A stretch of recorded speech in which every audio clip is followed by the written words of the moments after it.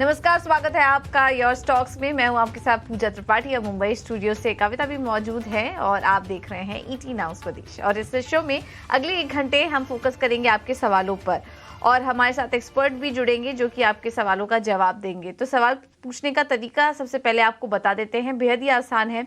आप हमें फ़ोन करिए, अपने सवाल व्हाट्सएप कर सकते हैं। फ़ोन लाइन भी लगातार आपकी स्क्रीन पर फ्लैश होती रहेगी।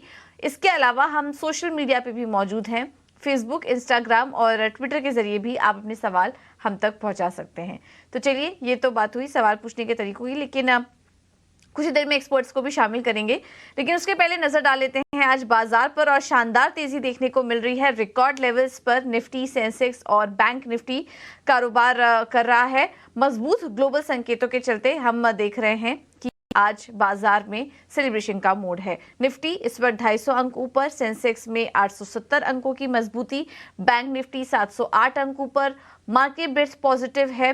हर एक गिरने वाले शेयर के सामने लगभग 2 स्टॉक्स ऐसे जो कि मजबूती के साथ कारोबार कर रहे हैं। और आज इस तेजी को लीड कर रहा है आईटी पैक।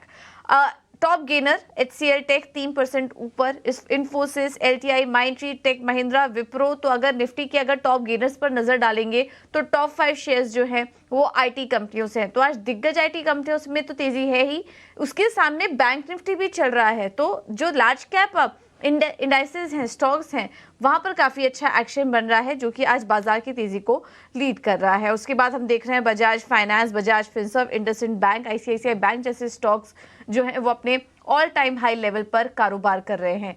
इसके अलावा अगर गिरने वाले शेयरों पर नजर डालें तो HDFC लाइफ में हल्की मुनाफा वसूली, आज 2.5% नीचे। पावर ग्रिड, BPCL और नेस्ले का स्टॉक भी करीब आधे से 1% की कमजोरी के साथ आज कारोबार कर रहे हैं। लेकिन आज मार्केट में शानदार तेजी, एक गैप अप ओपनिंग भी हमने देखी, उसके बाद वो तेजी अभी भी बरकरार है। ग्लोबल संकेत यहाँ पर हम देख रहे हैं कि काफी मजबूत देखने को मिल रहे हैं। ऐसे में समझना होगा कि अब इन स्तरों पर बाजार में क्या करें। हमारे साथ दोनों ही मेहमान मौजूद हैं।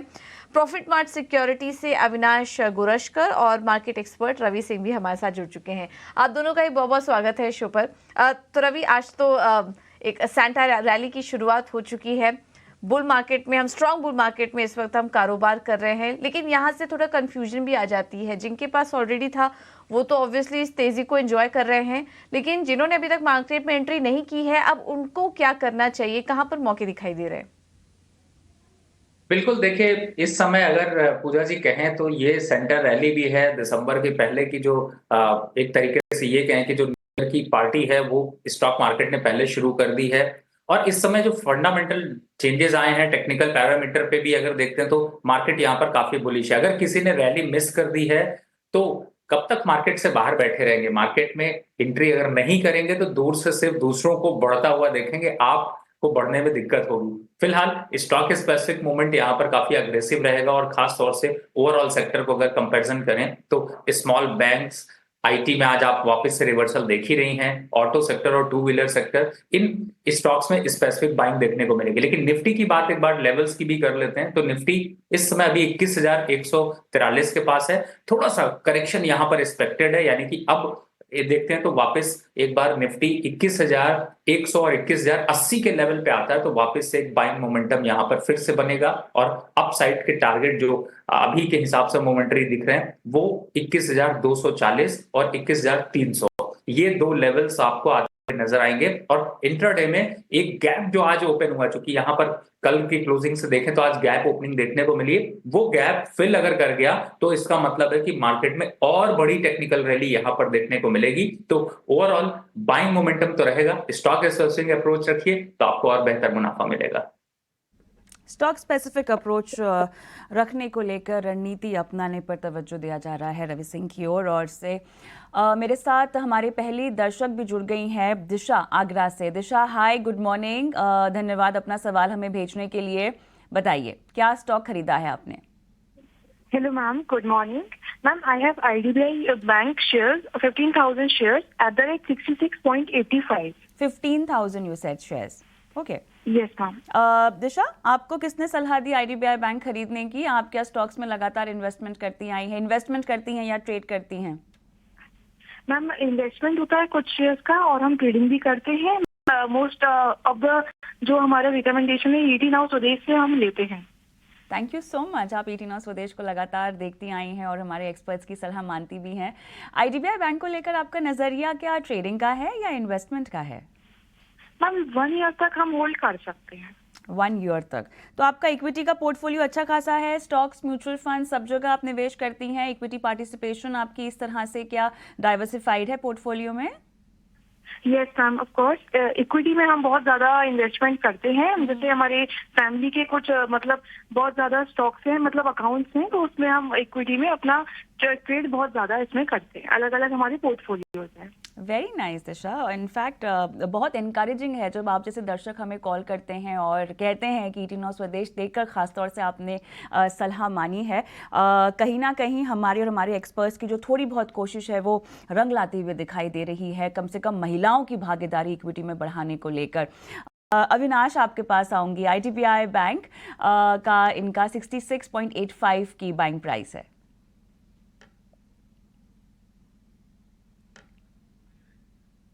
अविनाश? कविता, गुड मॉर्निंग। आवाज आ रही है?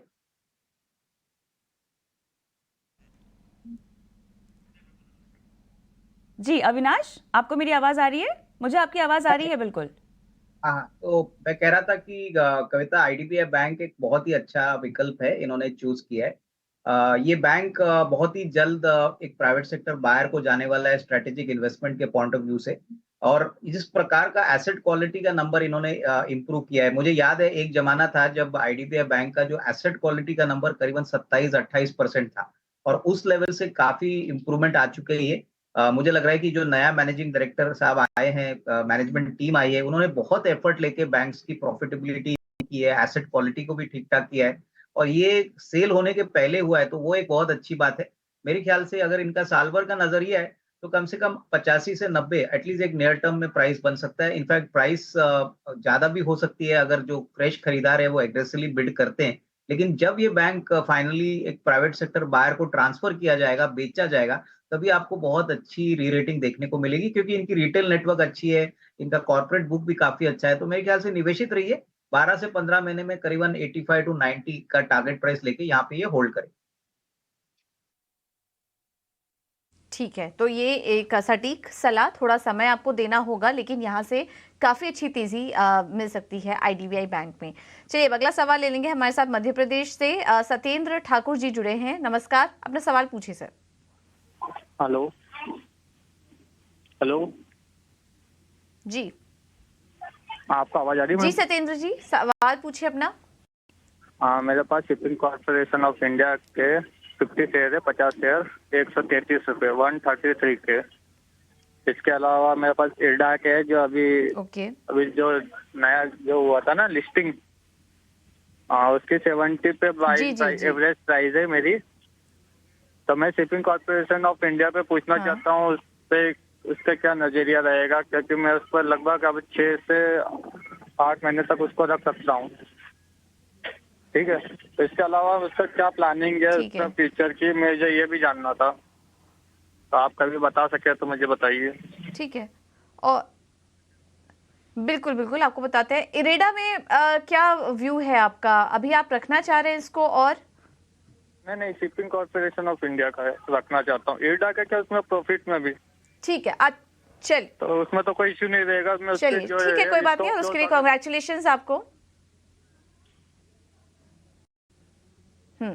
ठीक है, चलिए सत्येंद्र जी, इरेडा के लिए बहुत बहुत मुबारकबाद आपको। काफ़ी अच्छा चला ये स्टॉक। कुछ दिन पहले मैनेजमेंट भी हमारे साथ शामिल हुए थे, जो कि काफ़ी पॉजिटिव भी साउंड कर रहे थे।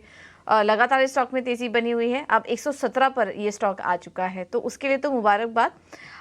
एससीआई पर स्पेसिफिकली अगर आपका सवाल है तो उस पर आपको राय दिलवा देते हैं। रवि, आप सजेस्ट करिए। 132 पर इन्होंने लिया था और यहाँ पर भी मुनाफे में है, लेकिन अब बहुत ज़्यादा मुनाफा नहीं हो रहा है, क्योंकि क्वांटिटी भी इन्होंने स्टॉक की थोड़ी कम लेके रखी थी। इस वजह से हम देख रहे हैं कि करीब 1000 के आसपास का मुनाफे में है ये इस वक्त। तो क्या करें आगे? 6 से 8 महीने का समय और दे सकते हैं। टारगेट्स क्या देख रहे हैं आप एससीआई के लिए? देखिए, फिलहाल तो 165 का टारगेट अभी टेक्निकल चार्ट पे यहाँ पे देखने को मिल रहा है। थोड़ी प्रॉफिट बुकिंग भी देखने को मिली है, लेकिन मुझे लगता है कि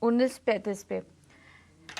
ठीक है, चलिए यहाँ पर तो हल्का नुकसान हो रहा है आपको, लेकिन पहले पीवीआर आइनॉक्स पर सलाह ले लेते हैं, फिर एस्ट्रल पर भी हम आएंगे। पीवीआर आइनॉक्स और शेयर 1750 की 1740 1750 के आसपास ही खरीदे और आपके खरीदारी के पास ही स्टॉक कारोबार कर रहा है, थोड़ा ऊपरी लेवल आपने ले लिया था। अविनाश जी, कैसी लग रही है आपको कंपनी, ये स्टॉक? हाल फिलहाल जो स्पेशली जो सेकेंड हाफ था वो तो कंपनी के लिए काफ़ी अच्छा रहा, ब्लॉकबस्टर मूवीज आई हैं इस बीच, और हमने देखा पिछले 6 महीने में स्टॉक में तेज़ी भी काफ़ी अच्छी आई, 20 से 21% की तेज़ी ये स्टॉक दिखा चुका है और अपने ऊपरी स्तर से बस कुछ ही दूर है। क्या करें पीवीआर आइनॉक्स में, और तेज़ी के लिए रुक सकते हैं? और एक और सवाल होगा, अगर किसी को फ्रेश एंट्री लेनी हो तो क्या ये समय सही है?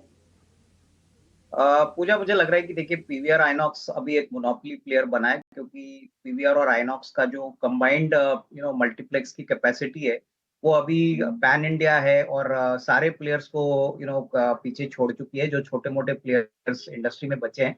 और मल्टीप्लेक्स में ज्योग्राफिकल रीच बढ़ाना एक बहुत बड़ा चैलेंज होता है। ये मर्जर से क्या हो गया है कि वर्चुअली डिस्ट्रीब्यूशन स्पेस में मल्टीप्लेक्स के लिए इनकी एक मोनोपोली बनी है, और मुझे लग रहा है कि अगले 1.5-2 साल अगर इनका नजरिया है तो बहुत अच्छा पैसा बनेगा।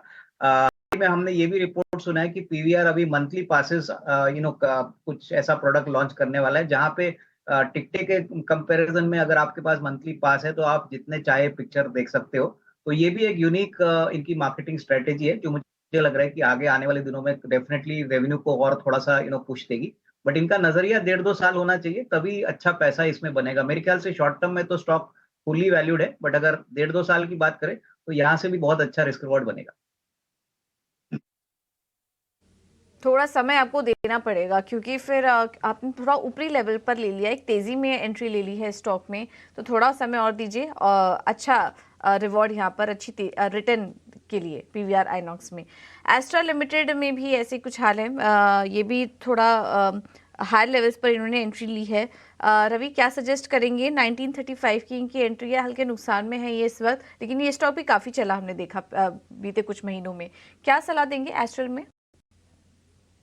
देखिए फिलहाल तो पूजा जी इस स्टॉक के चार्ट पैटर्न को अगर डेली चार्ट पे देखेंगे तो आप 2000 और 1800 के बीच में कंसोलिडेशन पाएंगी, और इस समय अभी चल रहा है 1924 पे, और आज एक बॉटम आउट हो रहा है स्टॉक, यानी कि यहां से फ्रेश अगर आज कैंडल, आप लास्ट कैंडल अगर देखती हैं इंट्राडे चार्ट पे, तो मुझे लगता है फ्रेश ब्रेकआउट दिख रहा है। तो एक बार 1970 और 2000 के टारगेट तो वापस से आते हुए नजर आएंगे, तो फ्रेश बाय कॉल भी यहां पर जनरेट हो रहा है। तो अगर चाहे तो बाय भी कर सकते हैं, नए इन्वेस्टर जो देख रहे हैं उनके लिए भी एक अपॉर्चुनिटी, लेकिन स्टॉप लॉस बनेगा आपका 1905 रुपए का। तो इस स्टॉप लॉस से 1970 और 2000 ये 2 टारगेट आपको यहाँ पर अचीव होते हुए नजर आ सकते हैं। ऑलराइट, चलिए आगे बढ़ते हैं और हमारे अगले दर्शक हमारे साथ फोन लाइन पर हैं धीरज। नमस्कार धीरज, क्या हालचाल?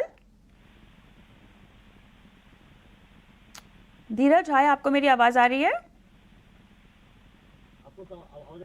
धीरज, चलिए यहाँ पर ख्याल से कनेक्शन इश्यू हो गया, बट अविनाश जी, इन्होंने हिमाद्री स्पेशलिटी में खरीदारी कर रखी है। मैं इनके लेवल्स कंफर्म करना चाहती थी, क्योंकि इन्होंने जो हमें मैसेज दिया है उसमें ये कह रहे हैं इनकी 52 रुपए की खरीदारी है। वेल इन दैट केस इनको तो मुबारकबाद भी देना बनता है, बट फोन लाइन पर नहीं है मेरे साथ। बताइए, ये तो अपना प्रॉफिट अब आगे पार्ट प्रॉफिट क्या बुक कर सकते हैं सबसे पहले, और कितना समय देना चाहते हैं मैं नहीं जानती, बट आपका क्या व्यू होगा? नहीं, मेरे ख्याल से देखिए कविता, बाइंग प्राइस इनकी बहुत कम है, तो डेफिनेटली थोड़ा सा मुनाफा वसूल जरूर करना चाहिए, क्योंकि हम जैसे बाजार में ऑलवेज कहते हैं कि पेपर प्रॉफिट्स का कुछ मतलब होता नहीं जब तक आप कैश फ्लो में उसको कन्वर्ट नहीं करते। लेकिन कंपनी का फ्यूचर बहुत स्ट्रांग है। इलेक्ट्रिक व्हीकल स्पेस में जो लिथियम बैटरीज बनाते हैं वहां पे ये काफी ऐसे केमिकल बनाते हैं, प्लस कोल टार में तो इनका ऑलरेडी मार्केट लीडरशिप है। और कंपनी के मैनेजमेंट ने अभी हाल ही में एक इंटरव्यू दिया था, उन्होंने बोला था 5 साल में इस कंपनी का जो बिजनेस प्रोफाइल होगा वो बहुत ही अलग होगा, ज्यादातर इलेक्ट्रिक व्हीकल सेक्टर के ऊपर ज्यादा फोकस रहेंगे। तो फ्यूचर डेफिनेटली अच्छा है। अगले 1.5-2 साल का नजरिया अगर ये लेते हैं तो बैलेंस क्वांटिटी होल्ड करे, अच्छा रिस्क रिवॉर्ड यहाँ से भी पॉसिबल लग रहा है। ठीक है, तो ये है सलाह हिमाद्री केमिकल्स पर, यहाँ से भी और तेजी के लिए अभी आप रुक सकते हैं स्टॉक में।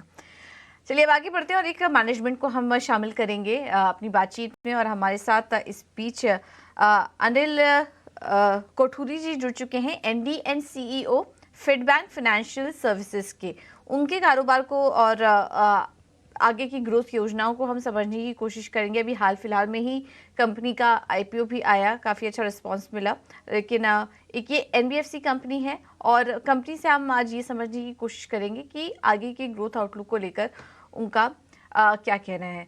Anil ji, thank you so much ET Now Swadesh को समय देने के लिए। तो फर्स्ट ऑफ ऑल कांग्रेचुलेशंस, आपने 10,000 करोड़ का एयूएम का जो एक बड़ा माइलस्टोन है वो हासिल कर लिया है और 38% की स्ट्रॉन्ग ग्रोथ देखने को मिली है।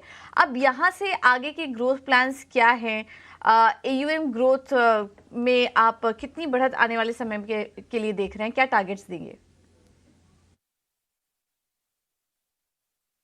हमारे 600 ब्रांच हैं और 4,000 एम्प्लॉयज़ हैं। वो रोज़ आके काम करते हैं, कस्टमर को लोन देते हैं।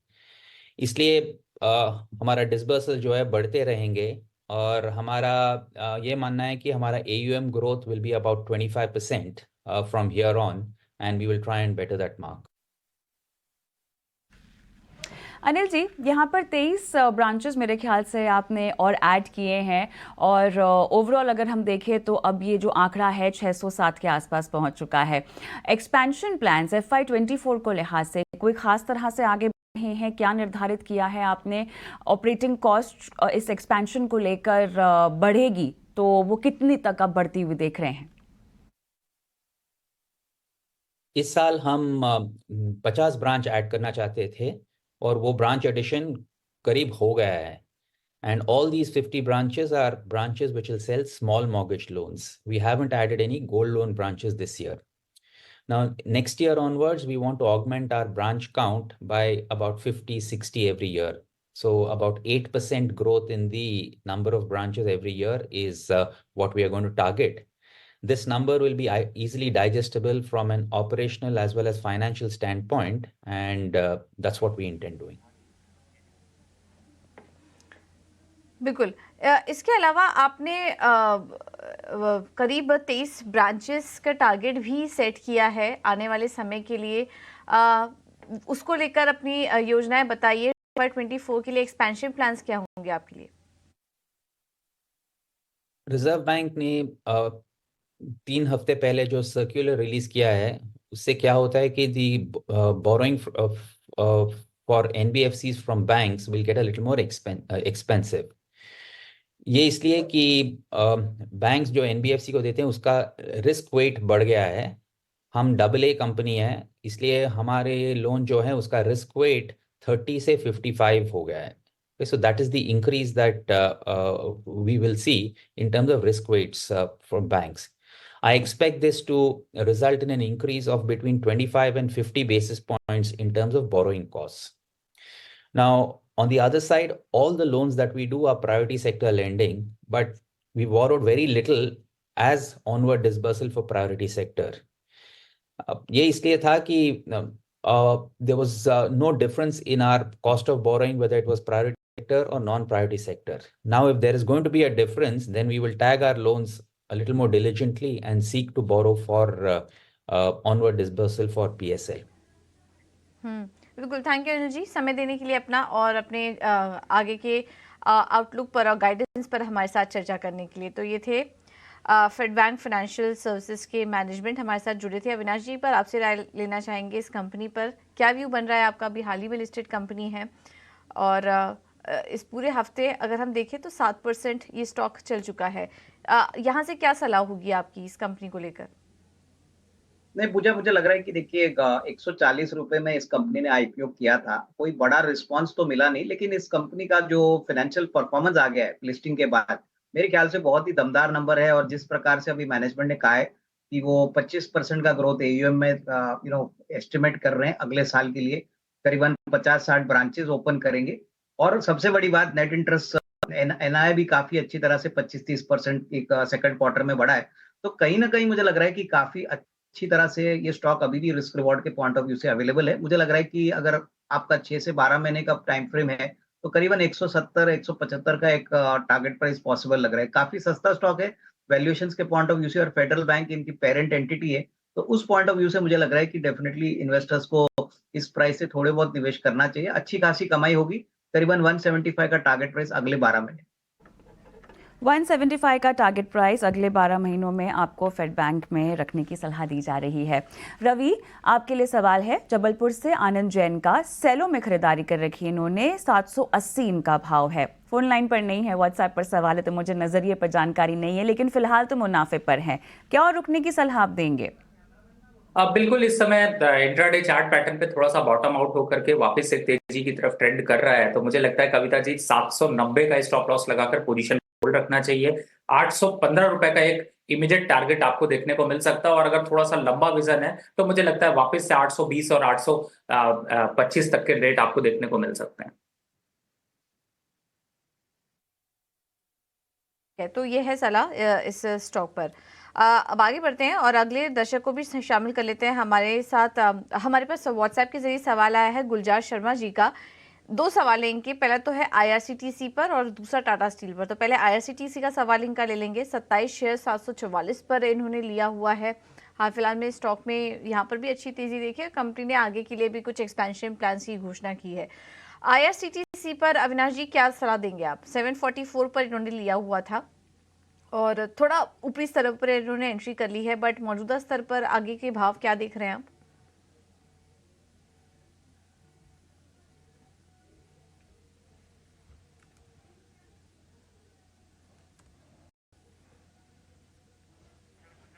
अविनाश जी, आपको आवाज आ रही है? आईआरसीटीसी पे राय दीजिए सर।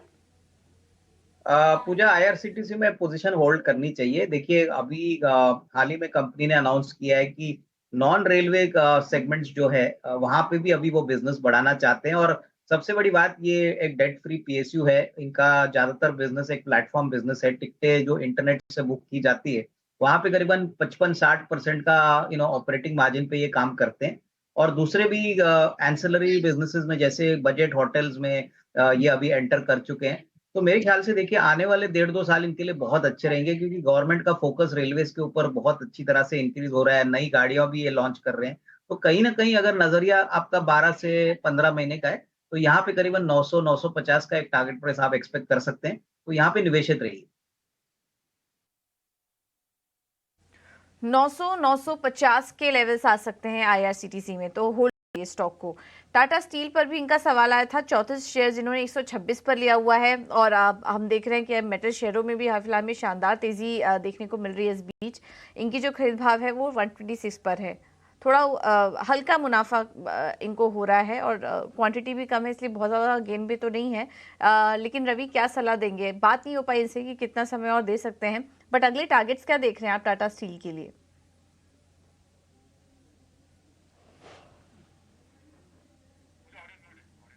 रवि, अपना माइक अनम्यूट कर लीजिए। जी सॉरी। देखिए, इस समय अगर टाटा स्टील को देखते हैं तो उसका जो 132 का लेवल है वो सितंबर से अभी तक वहां पर वापस रिवर्ट करके आया। तो थोड़ा सा डबल टॉप इन्फॉर्मेशन यहाँ पर चार्ट पे देखने को मिल रही है। लेकिन अच्छी बात ये है कि काफी स्ट्रगल कर रहा है। अगर ये 135 के ऊपर निकल जाता है, 135 के ऊपर निकल जाएगा, तो ये अब अगली सीरीज 145 और 155 की तरफ जाएगा। तो अभी फिलहाल बिल्कुल यहाँ पर वेट करना चाहिए। स्टॉप लॉस 128 का लगाकर अगर ये टारगेट देखते हैं तो थोड़ा सा समय दीजिए। मुझे लगता है कि तेजी की तरफ वापस एक मोमेंटम बनेगा और वापस एक 145 के टारगेट आपको अचीव होते हुए नजर आएंगे। तो चार्ट पे थोड़ा सा कंसोलिडेशन और होगा, लेकिन फिर भी तेजी का ट्रेंड यहाँ पर बनता हुआ नजर आएगा। साथ फोन लाइन पर बने हुए हैं जो अपने स्टॉक्स की खरीद पर सलाह चाहते हैं। दिल्ली से चंद्रशेखर साहब मेरे साथ हैं। नमस्कार। नमस्कार मैम। बताइए, आपने कहाँ कहाँ पैसे लगाए हुए हैं? मैम, मैंने एक इंडियन होटल ले रखा है। Okay, buying price? और दूसरा BLS ले रखा है। दोनों की बाइंग प्राइस बताएंगे? मैम, इंडियन होटल मैंने 415 पे लिया था वर्ल्ड कप से पहले, और BLS अभी 1.5 साल पहले लिया था 295 पर। ओके, और कितना समय देने की मंशा है आपकी BLS में? नहीं मैम, अब तो नहीं है, 1.5 साल से कर रहा हूँ, और वो मैंने सिर्फ वर्ल्ड कप के लिए लिया था, लेकिन वो प्राइस आ नहीं पा रहे थे, इस वजह से मैंने रोक रखा। दोनों में ही यही नजरिया है? हाँ जी मैम। ठीक है, रवि आपके पास आऊंगी। BLS इंटरनेशनल फिलहाल तो 214 पे है, इनकी बाइंग प्राइस से नीचे है, काफी रुक चुके हैं 1.5 साल तक, और समय क्या देना चाहिए?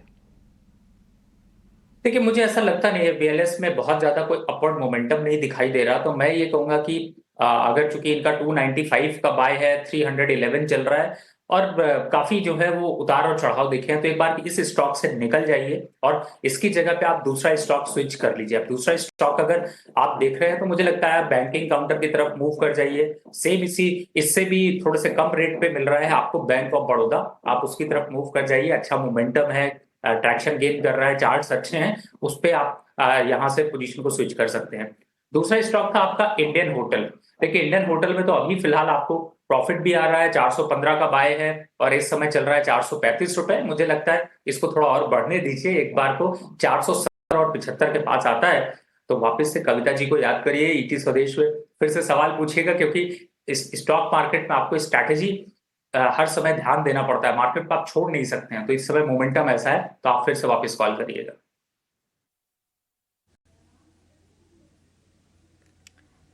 ठीक है, तो ये है सलाह आपके दोनों स्टॉक्स पर। चलिए अब आगे बढ़ते हैं और बरेली से हमें सवाल भेजा है बीजू जी ने, और इनका सवाल है अदानी ग्रीन पर 200 शेयर्स 1700 के भाव पर इन्होंने लिया हुआ है। अदानी ग्रीन पर अविनाश जी आप सलाह दीजिए, क्या करें? मेरे ख्याल से देखिए, अगर अडानी ग्रीन में इन्होंने निवेश किया है तो ये एक ऐसा बिजनेस है जो अगले 3-4 साल के लिए बहुत ही बेहतरीन तरीके से ग्रोथ दिखाएगा। लेकिन करंट वैल्यूएशन थोड़े से फेयर टू एक्सपेंसिव है, तो अगर नजरिया 1.5-2 साल का है तो ही यहाँ पे होल्ड करिए। बड़ा पैसा आपको 1.5-2 साल में ही बनने को मिलेगा, क्योंकि शॉर्ट टर्म में वैल्यूएशन ऑलरेडी काफी एक्सपेंसिव टू फेयर है। तो ग्रोथ पोटेंशियल तो काफी अच्छा है, लेकिन यहाँ पे 1.5-2 साल का नजरिया लेते हैं तो ही अच्छा रिवॉर्ड मिलेगा।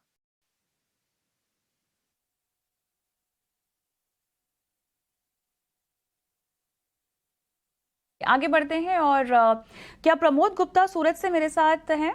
चलिए, ये मेरे ख्याल से इन्होंने व्हाट्सएप पे सवाल भेजा है। रवि, सुजलॉन की इनकी बाइंग है और प्राइस बता रहे हैं 16। देखिए मुझे लगता है कि फिलहाल तो सुजलॉन ने एक नया ट्रैक्शन दिखाया है, बिल्कुल पोजीशन को यहाँ पर अभी होल्ड करके रखें और कोशिश ये करें कि एक बार 42 के आसपास आता है तो पोजीशन पे प्रॉफिट बुक कर लें, ज्यादा अच्छा है। और अदरवाइज स्टॉक को चलने दें। यहाँ पर स्टॉप लॉस की बात करें तो 135 का क्लोजिंग स्टॉप लॉस बिल्कुल ध्यान रखें, क्योंकि अगर इसके नीचे ये स्टॉक जाता है तो आपको दिक्कत दे सकता है, प्रॉफिट बुकिंग फिर से आ सकती है। तब तक अभी आप पोजीशन को अभी होल्ड करके रखें। ठीक है, तो अभी फिलहाल पोजीशन होल्ड करके रखिए सुजलॉन में, ये सलाह आपके लिए। और 16 रुपए पे लिया था, 37 पर आ चुका है ये स्टॉक। कॉन्ग्रेचुलेट आपको, लेकिन अभी भी आप और तेजी के लिए चाहे तो रुक सकते हैं। शानदार मुनाफा हो रहा है, पैसों की जरूरत ना हो तो आप रुक सकते हैं स्टॉक में। अगला सवाल हमें आया है यूपी से यश ठाकुर जी का, और इनके पास आरईसी का शेयर है 500 शेयर्स 124 पर इन्होंने लिया हुआ था। तो काफी बेहतरीन लेवल्स पर इन्होंने भी एंट्री की। आरईसी तो अब अपने रिकॉर्ड लेवल्स पर कारोबार कर रहा है, एक के बाद एक। यहाँ पर इनफैक्ट वो हमारे साथ फोन लाइन पर भी जुड़ चुके हैं। यश, आरईसी का शेयर है आपके पास, 124 पर लिया था आपने? 124 पे मेरी बाइंग है, 500 शेयर है मेरे पास में। ठीक है, चलिए मुबारक हो आपको। तो अभी क्या करना चाह रहे हैं, और समय देंगे या फिर निकलने की योजना है आपकी? क्या ना, मैं प्रॉफिट भी बुक नहीं करना चाह रहा हूँ। मैं चाह रहा हूँ कि ये समथिंग 5-6 साल के लिए, अदरवाइज मैं होल्ड करना चाहता हूँ। तो आपकी क्या इस पे राय है? ठीक है, अविनाश जी आप सलाह दीजिए। एक और पावर स्पेस से जुड़ी कंपनी, अब आरईसी पर सवाल आया है, अभी मुनाफे में है और अगले 5 से 6 साल का समय और दे सकते हैं, लॉन्ग टर्म निवेशक हैं। तो आरईसी सही सिलेक्शन होगा या फिर कुछ अपना पोर्टफोलियो में इनको बदलाव कर लेना चाहिए? नहीं, मेरे ख्याल से इन्होंने बहुत ही अच्छे लेवल पे आरईसी में एंट्री की है, लेकिन मैं इनको इतना ही बताना चाहता हूँ कि देखिए, अगर आपका 5 साल का व्यू है तो कम से कम अपना कैपिटल, जो आपने पैसा लगाया है, वो अपने शेयर से रिकवर कर लीजिए, क्योंकि नॉर्मली शेयर मार्केट में कभी भी वन साइड रैली नहीं होती, मार्केट ऊपर नीचे होते रहता है। तो 124 का ऑलमोस्ट 435 हो चुका है, तो ऑलमोस्ट डबल से ज्यादा आपको रिटर्न मिल रहे हैं। तो अपना कैपिटल निकालिए और बैलेंस क्वांटिटी आप डेफिनेटली अगले 3-4 साल के लिए होल्ड कर सकते हैं। कंपनी का फ्यूचर अच्छा है, लेकिन कैपिटल निकालने के बाद क्या होगा कि आपका जो मार्जिन ऑफ सेफ्टी है वो बहुत बढ़िया रहेगा। आपको कोई फर्क नहीं पड़ता बाजार ऊपर जाता है नीचे जाता है, क्योंकि आपकी कॉस्ट पूरी तरह से निकल गई। हाँ, ये एक सही रणनीति होगी, क्योंकि अच्छा खासा मुनाफा हो रहा है आपको। आप चाहे तो अपना कैपिटल लगा लीजिए, सेफ हो जाइए और मार्केट की तेजी को, स्टॉक की तेजी को एंजॉय कीजिए। चलिए फिलहाल इतने ही सवालों को हम शामिल कर पाएंगे। अविनाश जी, रवि जी, आप दोनों का ही बहुत बहुत धन्यवाद समय देने के लिए, तमाम स्टॉक्स पर अपनी राय भी देने के लिए। फिलहाल मुझे और कविता को दीजिए इजाजत। अब